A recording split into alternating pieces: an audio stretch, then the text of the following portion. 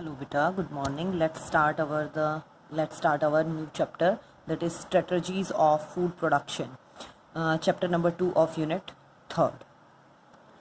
इसमें हम बात कर रहे हैं कि वो सारी स्ट्रेटजीज हम फॉलो करें जिसके थ्रू फूड प्रोडक्शन एनहांस हो. देखिए, सोर्सेज लिमिटेड रह गए, population day by day enhance हो गई, तो कैसे लिमिटेड रिसोर्सेज के साथ जो फूड है उसकी डिमांड को कंप्लीट किया जा सकता है, वो सारे वेज, वो सारी टेक्निक्स आज हम इस चैप्टर में पढ़ेंगे.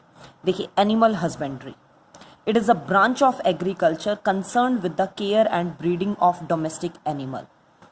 ये वो ब्रांच है जिसके अंदर, साइंस की वो ब्रांच हो गई जिसके अंदर डोमेस्टिक एनिमल्स की स्टडी कैसे, मतलब कैसे उनकी केयर की जाए, कैसे उनकी ब्रीडिंग करवाई जाए कि जो न्यू जनरेशन है उससे हम ज़्यादा से ज़्यादा प्रॉफिट गेन कर सकें. It includes the following ways इसके अंदर है. जैसे हम सबसे पहले बात करें डेयरी फार्म मैनेजमेंट की. Dairying is the management of the animals. जो हमें उन एनिमल्स की मैनेजमेंट डेयरी फार्म मैनेजमेंट कहलाएगी जिनसे हमें मिल्क या मिल्क प्रोडक्ट्स मिल रहे हैं. इनमें मोस्ट कॉमन डेयरी जो हैं आपके एनिमल्स, बहुत इजी सा चैप्टर है, बस साथ के साथ कवर करते रहिएगा. Cow, buffalo, sheep, goat. Besides कि selecting good breeds of dairy farm animals, ये तो मस्ट है ही कि आप जो एनिमल्स की केयर कर रहे हैं, जो रख रहे हैं, उनकी आप अच्छे से अच्छी ब्रीड्स रखिए. उनके साथ क्या है, आपको थोड़ी सी और प्रिकॉशंस रखनी होती हैं टू इंक्रीज ताकि आपकी जो यील्ड है प्रोडक्ट्स की वो बढ़ जाए, क्वालिटी भी और यील्ड भी जो है मिल्क की वो बढ़े. The good quality breeds must be maintained. उनके लिए जो रहने की जगह है, एटमॉस्फेयर है, वो प्रॉपरली मेंटेन करना चाहिए. उनके जो रहने की जगह है वो आपके पास, मतलब बिल्कुल वहाँ पे वेंटिलेशन प्रॉपर हो, हाउस्ड वेल उनका प्रॉपर रहे, और फीड प्रॉपरली, उन्हें जो खाने को दिया जाए वो भी उनका प्रॉपर हो. The milking area should be free from accumulation of manure. ठीक है, जो मिल्किंग एरिया है वो नॉर्मली, मतलब जो इनका वेस्ट मटेरियल है उससे थोड़ा सा अलग ही रहे, दूर ही रहे जहाँ मैन्योर बन रही है. जो हेल्थ है डेयरी कैटल्स की, उसको भी बहुत अच्छे से मैनेज करना चाहिए. एक वेटनरी डॉक्टर की टाइम टू टाइम एक विजिट करवा देनी चाहिए ताकि उनकी हेल्थ प्रॉपरली मेंटेन रहे. सेकंड है आपके पास पोल्ट्री फार्म मैनेजमेंट. ये पोल्ट्री में हम इंक्लूड करेंगे डोमेस्टिक फाउल्स को, ठीक है, जिनका मतलब इन्हें डोमेस्टिकेशन किया जाता है इनका फूड और उनके एग्स के लिए. द कॉमन पोल्ट्री बर्ड्स जिनकी हम बात करें तो वो हैं चिकन, टर्की, डक, गूज, पीजन. इनके एग और इनकी जो बहुत अच्छी क्वालिटी का मीट होता है वो बहुत ज़्यादा डिमांड में रहता है, और एक बैलेंस डाइट कंसीडर किया जाता है, और एक सस्ता सोर्स होता है अच्छे प्रोटीन के लिए, एनिमल प्रोटीन के लिए. आप फाउल्स में दो कैटेगरी कंसीडर करके चलते हैं. One is the layers and other is the broiler. वो फाउल्स जिनकी एग लेइंग कैपेसिटी, मतलब जिन्हें एग के लिए डोमेस्टिकेशन जिनका किया जा रहा है, which have more egg laying capacity, जो एग ज़्यादा ले कर रहे हैं, उन्हें कहा जाता है लेयर्स. ब्रॉयलर्स क्या हैं आपके पास, जिनमें मीट कंटेंट ज़्यादा होता है, उन्हें कहा जाता है broilers. Animal breeding, animal breeding की अगर हम बात करें तो crosses between breeds of animals in order to improve. Cross करवाना अलग अलग ब्रीड्स के बीच में ताकि आपको डिज़ायरेबल क्वालिटी और क्वांटिटी मिल सके. फॉलोइंग टाइप्स का है वो एनिमल ब्रीडिंग के जो मतलब कुछ टाइप्स हैं. जैसे फर्स्ट है इनब्रीडिंग. इनब्रीडिंग का मतलब क्या है, breeding among the closely related member of the same race और स्पीसीज. एक ही रेस उनकी, मतलब स्पीसीज, छोटी पॉपुलेशन और रेस में जब हम चले जाएं उससे भी स्मॉल ग्रुप में, या तो सेम रेस हो या सेम स्पीसीज के मेंबर्स के बीच में जब हम ब्रीडिंग करवा रहे हैं तो उसे कहेंगे inbreeding. It results in the direction of developing a desirable trait. मतलब जो पर्टिकुलर ट्रेट हम लेके चल रहे हैं इससे वो हमें मिल जाएगा. ये स्टेप्स हैं इन ब्रीडिंग के लिए. सबसे पहले क्या है, आइडेंटिफिकेशन करो, और आइडेंटिफाई करके सुपीरियर क्वालिटी के मेल और सुपीरियर क्वालिटी के फीमेल का उनके बीच में मेटिंग करवाई जाती है. उनसे जो प्रोजनी आपको मिल रही है are evaluated and assessed for the desirable. फिर उनमें चेक किया जाता है कि वो पर्टिकुलर डिजायरेबल ट्रेट है या नहीं, और उसके बाद फिर से सुपीरियर मेल और सुपीरियर फीमेल को आइडेंटिफाई किया जाएगा, सेलेक्ट किया जाएगा जो प्रोजनी आपको मिली है उनमें से भी, और दिस प्रोसेस इज कंटिन्यू. और फिर उन डिजायरेबल कैरेक्टर के लिए जो सुपीरियर मेल और फीमेल हमने प्रोजनी में से निकाला है उनके बीच में क्रॉस करवाया जाएगा, और ये प्रोसेस लगभग 4 to 6 जनरेशन तक कंटिन्यू रहती है. एक आपको वर्ड ध्यान है तो प्योर लाइन हमने डिस्कस किया था जेनेटिक्स में, something relates with that. Result क्या रहेगा इन ब्रीडिंग का? इन breeding develops the homozygous pure line. ये देखिए प्योर लाइन ऑर्गेनिजम्स की मिल जाएगी, वो डिजायरेबल ट्रेट उनके अंदर होंगे। इंक्रीज होमोजाइगोसिटी, सेम टाइप के कैरेक्टर्स उनके अंदर बढ़ गए, जिसके कारण वेरिएशंस नहीं आ पाई ग्रुप के अंदर, और स्टेबलाइज, और धीरे धीरे वो प्योर लाइन क्या है स्टेबल हो जाती है वहाँ पे। नेक्स्ट स्टेप क्या रहेगा इन ब्रीडिंग, मतलब नेक्स्ट रिजल्टेंट क्या रहेगा? इन breeding exposes the recessive gene. लगातार आप इन ब्रीडिंग करवा रहे हो तो रिसेसिव जीन क्या है उनकी, मतलब वो प्योर होमोजाइगस कंडीशन में आते हैं, और होमोजाइगस कंडीशन में आने के बाद कई बार वो अपना अफेक्ट देना शुरू कर देते हैं, और सुपीरियर जीन्स इनकी हेल्प से इकट्ठा हो जाते हैं एक पर्टिकुलर जनरेशन के अंदर। और कंटिन्यूस इन ब्रीडिंग के कारण कई बार फर्टिलिटी जो है एनिमल्स की वो रिड्यूस हो जाती है, और इससे कहा जाता है, मतलब प्रोडक्टिविटी कम हो जाने को इससे नाम देते हैं हम, इस टर्म इसके लिए यूज़ करते हैं, इन breeding depression. In breeding is the only method in which good type of feature in animals में बी मेंटेन्ड। जो एक पर्टिकुलर आप ट्रेट बहुत अच्छी क्वालिटी का लेके चल रहे हो, अगर आप उसे मेंटेन करना चाहते हो तो उसके लिए एक सबसे अच्छा तरीका क्या हो जाता है? इन ब्रीडिंग। सेकेंड है आपके पास आउट ब्रीडिंग। ये ध्यान से देखिएगा बेटा वर्ड, इन breeding, out breeding, cross breeding, इसमें डिफरेंस की फॉर्म में क्वेश्चन बहुत बार आ जाता है 2 मार्क्स में। आउट ब्रीडिंग क्या है आपके पास? Breeding of the unrelated animals. जो अनरिलेटेड एनिमल्स हैं, मतलब उनकी रेस कॉमन नहीं है, उन अलग अलग रेस के एनिमल्स के बीच में जब क्रॉसिंग करवाई जाए, है उनकी सेम ब्रीड लेकिन उनकी रेस कॉमन नहीं है, और उनके बीच में मतलब कहीं ना कहीं रेस कॉमन नहीं हुई, उनके एंसेस्टर बहुत टाइम तक कॉमन नहीं रहे, और उनके बीच में जब क्रॉसिंग करवाई जाए तो उसे कहा जाता है आउट ब्रीडिंग। आउट ब्रीडिंग भी आपके पास 3 टाइप्स में डिवाइड की जाती है। फर्स्ट है आउट क्रॉसिंग। आउट ब्रीडिंग के 3 टाइप हैं, फर्स्ट, सेकेंड एंड थर्ड। इसमें फर्स्ट है out crossing. Don't get confuse, छोटी छोटी टर्म्स हैं, बस ध्यान से देखोगे तो इजीली समझ में आ जाएगा।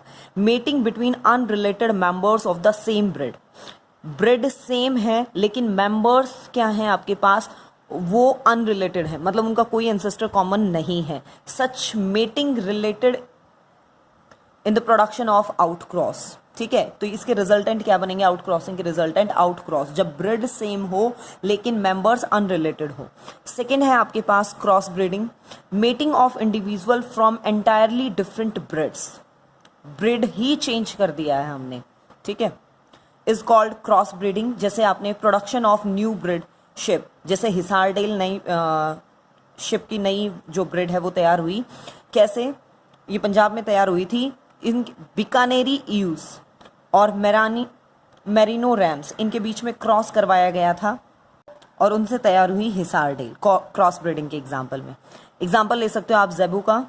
ये आपके पास क्या, एक डोमेस्टिक कैटल है जो European origin to get the hybrids, इससे हाइब्रिड्स मतलब तैयार हुए। थर्ड देखिए आप, इंटर स्पेसिफिक हाइब्रिडाइजेशन, नाम ही बता रहा है इंटर, 2 अलग अलग के बीच में specific. Mating between male and female animals of 2 different species, जब बिल्कुल 2 अलग अलग स्पीसीज के बीच में क्रॉस करवाया जाए। फॉर एग्जाम्पल म्यूल, जब क्रॉसिंग करवा रहे हैं हम एक फीमेल हॉर्स के एक मेल डंकी के साथ, तो म्यूल तैयार हो रहा है आपके पास। Control breeding using artificial insemination, ठीक है, आर्टिफिशियल इंसेमिनेशन के थ्रू भी हम कंट्रोल ब्रीडिंग करवा सकते हैं। आर्टिफिशियल इंसेमिनेशन हम पढ़ चुके हैं फर्स्ट यूनिट के 4th चैप्टर में। This method involves collection of sperm from the desirable male, से हमने मेल पेरेंट से हमने सीमन कलेक्ट कर लिया। देन क्या है, सेलेक्टेड फीमेल के अंदर उसे इंजेक्ट करवा दिया गया और डिजायरेबल मीटिंग हो गई है, और आर कैरिड आउट आर्टिफिशियली। यहाँ पे क्या है, मीटिंग का आप एक वे कह सकते हैं कि हुआ है। नेक्स्ट है MOET, very very very important, most important, आप इसे कंसिडर कर सकते हो CBSE पॉइंट ऑफ व्यू से। मल्टीपल ओव्यूलेशन एम्ब्रियो ट्रांसफर, इस टेक्निक के अंदर क्या है आपके पास, पॉइंट बना के ही आपको लिखना है। This technique employees the administration of hormone, female के अंदर FSH फॉलिकल स्टिमुलेटिंग हार्मोन को इंजेक्ट करवाया जाता है आर्टिफिशियली। ये हार्मोन क्या करेगा, फॉलिकुलर्स जो ग्रेफियन फॉलिकल्स है, मतलब फॉलिकुलर मैच्योरेशन ज़्यादा करवाएगा। फॉलिक्यूल्स ज़्यादा मैच्योर हो रहे हैं तो ऑब्वियसली सुपर ओव्यूलेशन होगा, ज़्यादा से ज़्यादा ओवर रिलीज होंगे, और काउ प्रोड्यूस 6 to 8, जहाँ नॉर्मली 1 एग रिलीज हो रहा था वहाँ सिंगल साइकिल के अंदर 6 to 8 एग्स प्रोड्यूस हो रहे हैं।